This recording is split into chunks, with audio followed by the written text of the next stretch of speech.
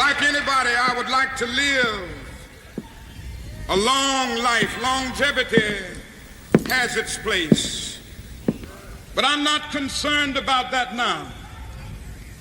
I just want to do God's will. And He's allowed me to go up to the mountain.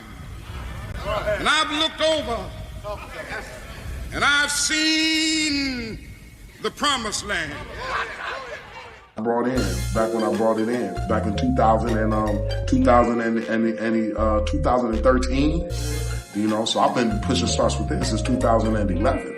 So what made you what was the spark that changed your mindset while you was in prison? Yeah, man, just understanding that it ain't the place for me to be, man. I understand, like, my whole thing when I was in the streets, man, you know, selling dope, I was like, man, I just wanted to win. You know, win.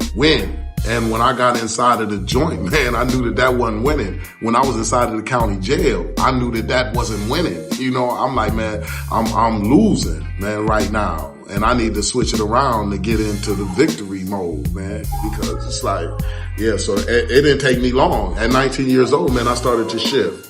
Once I realized, man, hold up, man, they got me here, man, and I'm about to go down. They was talking about 20 years, man. I'm like, man, sheesh.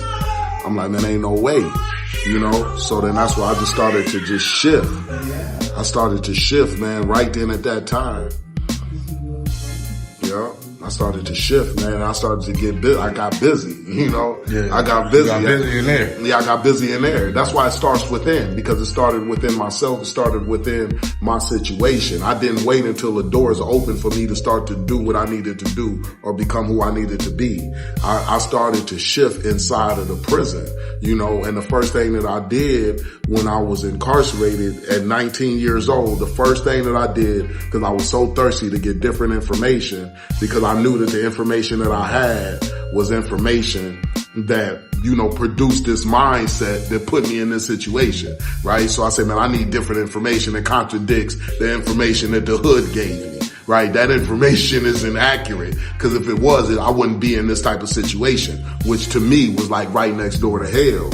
So the first thing that I did, bro, is I got into scripture. So then that was the first thing that I did. I said, man, let me get into scripture. And I read the Bible from Genesis to Revelation. But it was just me in the book, though. It wasn't me going to church.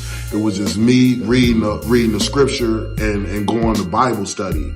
And that helped me to get an understanding of scripture. And I let that saturate my mind to start to change my direction. And I started to become different, you know, based on that scripture. But I was really thirsty, man, to get different information. My grandmother, she had showed me that stuff back when I had caught my case, when I caught my first case. She showed me that. She said, man, you need to go ahead and read Proverbs, man, to get you out of this situation. And I said, man, all right, I'm gonna read that joint then.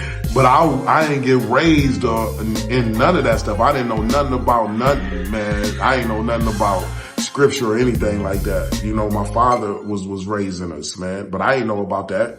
You know, so my grandmother told me to read Proverbs, and she made a bath. She made the bath with some spices and oils and stuff in there. And she told me to sit in there and read that Proverbs, and I'll be cool, you know, and they gonna say not guilty or whatever, or it's gonna get tossed out.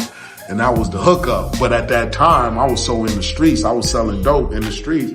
I'm like, I started reading it, and I said, man, this stuff seemed kind of spooky, man. This stuff too real.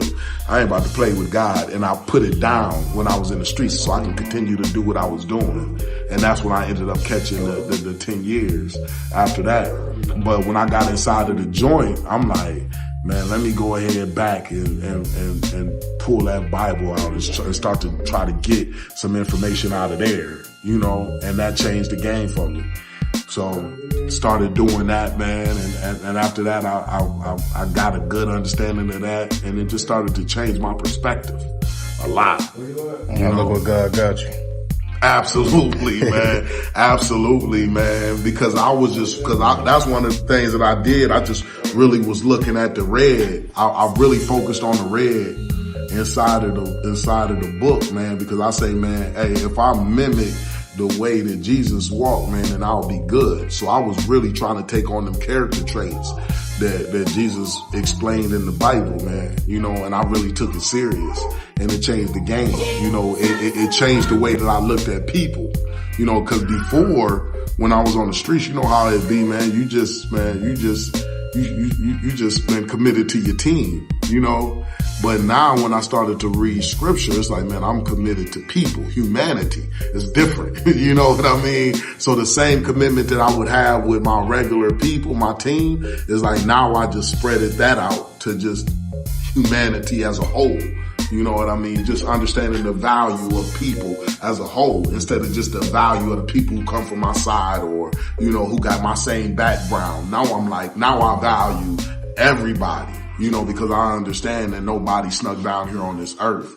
You know what I mean? Mind's a terrible thing to waste.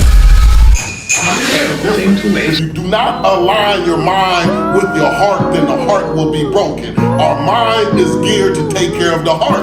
If we don't do the things that take care of our heart, it's going to get broken. Only thing that can take care of the heart is the mind.